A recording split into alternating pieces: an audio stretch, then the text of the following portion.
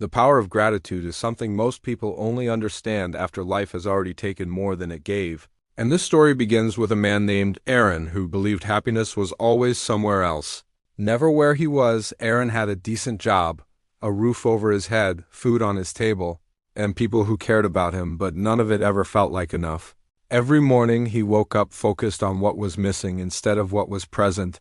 He compared his life to others, richer friends, happier couples, more successful colleagues, and every comparison quietly stole a piece of his peace.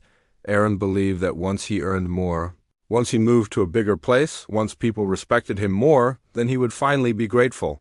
Then he would finally feel content. But gratitude was always postponed to a future that never arrived, and because of that, nothing he had ever satisfied him. One evening, after another long day of complaining about life, Aaron sat alone scrolling through his phone, seeing pictures of vacations he couldn't afford and lifestyles he thought he deserved, when suddenly the lights went out. The power was gone, the internet stopped, the noise disappeared, and for the first time in a long while, Aaron was forced into silence, irritated and restless.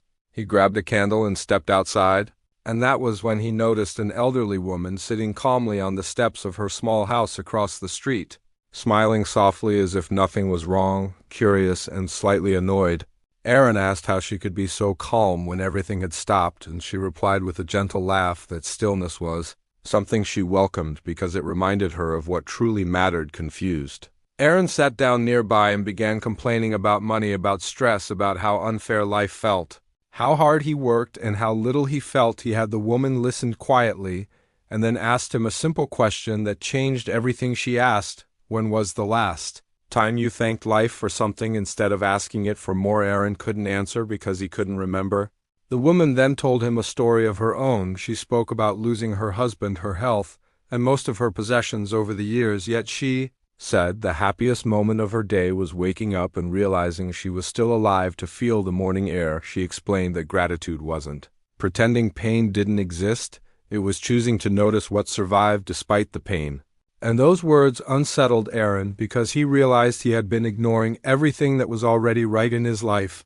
The power returned later that night.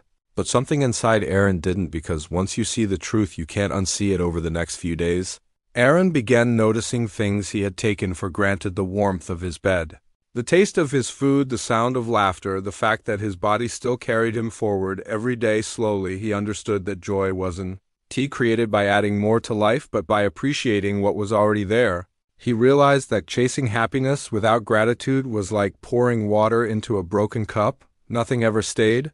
As days turned into weeks, Aaron practiced gratitude intentionally, not because life suddenly became perfect, but because he understood that gratitude was a skill, a discipline, a way of seeing, and something incredible happened. The more he appreciated what he had, the less power what he lacked had over him. His stress didn't disappear, but it no longer controlled him. His ambitions didn't die, but they became healthier. Driven by purpose instead of insecurity, Aaron learned that gratitude didn't make him passive. It made him peaceful, and from peace came clarity, and from clarity came better decisions. Opportunities he once overlooked became visible, relationships he once neglected grew stronger, and the emptiness he carried for years slowly faded. The biggest lesson Aaron learned was this: life doesn't change when you get more. Life changes when you see more. Gratitude turns what you have into enough, and often into more than enough. And many people spend their lives chasing blessings while standing on top of them without noticing. This story is not about settling for less. It is about recognizing that joy multiplies when appreciation comes first, because the power of gratitude is not that it changes your circumstances.